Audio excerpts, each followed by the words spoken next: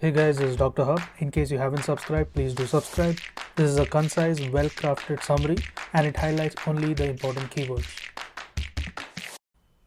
Cytomegalovirus infection, then the herpes simplex encephalitis, as well as the Japanese encephalitis.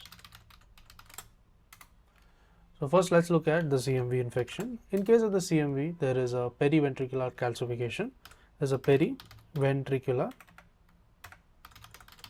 calcification which is seen.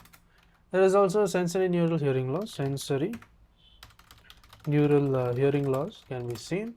Also presence of the owli appearance.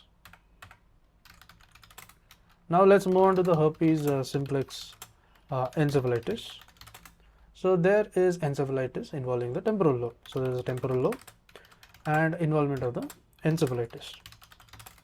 Then comes the Japanese encephalitis. Japanese encephalitis, it is nothing but a bilateral thalamic involvement. There is bilateral thalamic involvement is seen, and this is in the encephalitis patient. To learn and grow daily like this, please do subscribe.